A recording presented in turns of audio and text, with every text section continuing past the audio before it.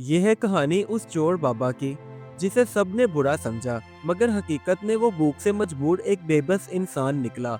आखिर उसने क्या चोरी की थी और गांव वालों ने उसे क्या सजा दी, ये जानने के लिए कहानी को मुकम्मल देखें। गांव की गली में एक छोटी सी दुकान थी, जहां बच्चे रोज शाम को बिस्किट और नमकीन लेने के लिए आते और खूब मजे के साथ खाते। उसी गांव में एक बाबा रहमत रहता था। वो बेचारा बहुत ही गरीब था। फटे पुराने कपड़े, जिस्म कमजोर और आंखों में भूख की झलक नुमाया थी। बाबा रहमत जब भी बच्चों को बिस्किट और नमकीन खाते देखता तो उसका दिल उदास हो जाता, क्योंकि उसका दिल भी चाहता था कि वो ये सब खाए, मगर जेब में पैसे ना होने की वजह से वो खरीद नहीं सकता था।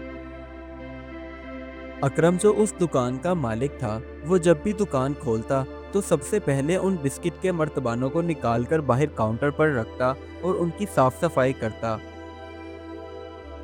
एक दिन अकरम अपने हिसाब किताब में मसरूफ था, तो बाबा रहमत चुपके से उसके काउंटर के पास आया और बिस्किट के जार को गौर से देखने लगा, जबकि बाबा रहमत का दिल भी जोरों से धड़क रहा था। बाबा रहमत ने कांपते हाथों के साथ मर्तबान में हाथ डाला और एक बिस्किट का पैकेट निकाल लिया। अभी बाबा वहां खड़ा ही था कि गांव के बच्चों ने ये सारा मंजर देख लिया था और अब वो जोर जोर से चिल्लाने लगे, चोर बाबा चोर, इसको पकड़ो। बच्चों की आवाजें सुनकर चंद ही लम्हों में पूरे गांव के लोग इकट्ठे हो गए और खूनख्वार नजरों से बाबा को देखने लगे। तो बाबा बेचारा वहीं चुपचाप खड़ा हो गया। अकरम ने जोर से बाबा रहमत का बाजू पकड़ लिया और गुस्से से कहने लगा, बाबा थैली खोलो अपनी, अब सच सामने आ ही जाना चाहिए। बाबा ने डरते डरते जब अपना थैला खोला तो उसमें से बिस्किट निकलकर जमीन पर गिर गए। ये देखकर गांव वाले हक्के बक्के रह गए और बाद में गुस्से से बाबा से सवालात करने लगे।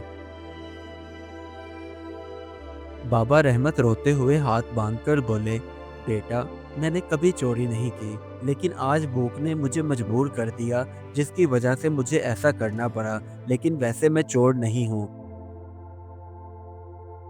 इतने में चचा बशीर वहां आए और सबको खामोश करवाते हुए कहने लगे, कभी कभी हालात इंसान को गुनाह करने पर मजबूर कर देते हैं, इसलिए पहले सच जान लो, फिर बात करना। अब वही बच्चे जो पहले चोर बाबा की आवाजें लगा रहे थे, अब शर्मिंदा नजरों के साथ वहीं चुपचाप खड़े हो गए। सच जानने के बाद अकरम ने बाबा से माफी मांगी और कहा, बाबा, आइंदा के बाद तुम्हें जब भी भूख महसूस हो तो सीधा मेरे पास चले आना, मैं तुम्हारे खाने पीने का बंदोबस्त कर दूंगा।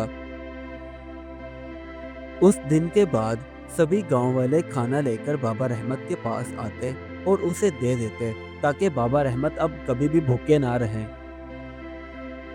ये सब देखकर बाबा की आंखों में शुक्र के आंसू निकल पड़े और उसने दुआ की, अल्लाह आप सबको खुश रखे, आप सब ने मेरा ख्याल रखा।